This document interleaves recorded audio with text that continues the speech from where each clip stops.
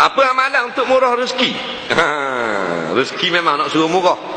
Orang kafir dia kuat derma, kuat buat tabung tu tabung ni. Kuat orang kafir. Setengah je lah. Maka ditanya kepada ulama, di antaranya Syekh Ibn Hajar Al-Haythami rahimahullah ta'ala. Orang kafir ni yang kuat sedekah, kuat buat kebajikan, Allah balas tak di akhirat? Tak balas. Allah balas di dunia. Benda panjang umur, murah rezeki. Bang, Brigitte Bardot tahun 70-an punya pelakon filem Hollywood lah. Nah, Tuhan dia beri umur panjang, tua baru mati. Rupanya dia buka pusat kebajikan anak yatim dan anjing kucing yang terbiar. Tolong anjing kucing terbiar, derma anak yatim. Ada seorang lagi pelakon orang putih Kristian, dak mati sampai sekarang 102 tahun umur. Dia popular tahun 40-an hari tu, zaman Jepun. Rupanya dia ni buat satu badan berjalan malam-malam di New York, di Los Angeles untuk bahagi makanan dengan selimut orang miskin. Dia kafir, panjang umur. Betul ulama jawab, panjang umur. Orang kafir yang kuat sedekah. Dah tu kafir, panjang umur, murah rezeki. Dah kita Islam lebih lagi lah, faham tak?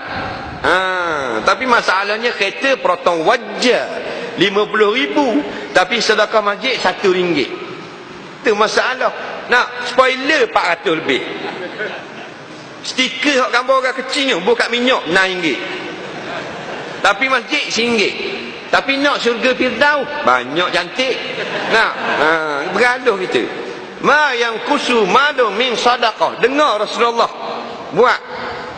Kita boleh buat hujah. Nah, Nabi kata tidak akan jadi kurang harta orang yang bersedekah. Maknanya Tuhan akan tambah. Kadang-kadang tambah harta, kadang-kadang tambah umur, kadang-kadang tambah benda-benda yang lain yang kita tak nampak, kesihatan. Nah, sepatutnya kena lori minyak tu terbabah tayar pancik langgar kereta kita. Tapi kita cepat sikit langgar kereta belakang. 5 sekeluarga maut serta merta. Kita terlepas. Rupanya dulu masih kat Pandang Indah kita beri RM5. Tuhan selamatkan kita 10 tahun kemudian. Benda ni berlaku dalam kehidupan kita, kita tak sedar. Faham tak? Ini RM1. Buruk budak RM1. Faham tak? Buruk dah piti RM1. Nah, ini masalah kita. Kalau siapa yang nak kaya, maka banyak sedekah. Siapa projek banyak tak boleh, bisnes kurang menjadi, restoran kurang orang dah, banyak derma.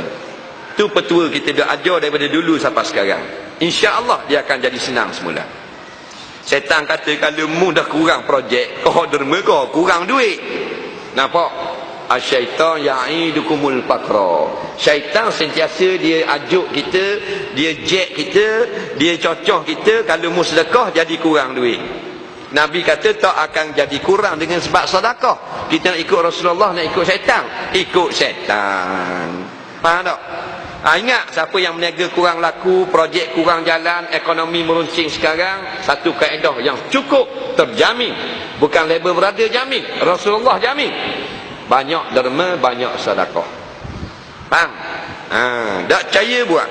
Kita test dah, mustajab. Faham?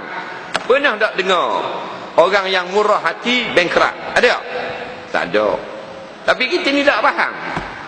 Kalau ngaji pondok jadi tak cukup makan, pelik-pelik sungguh. Haji dengar soal khabar 2 pelajar pondok mati kebuluran. Ada? Ada.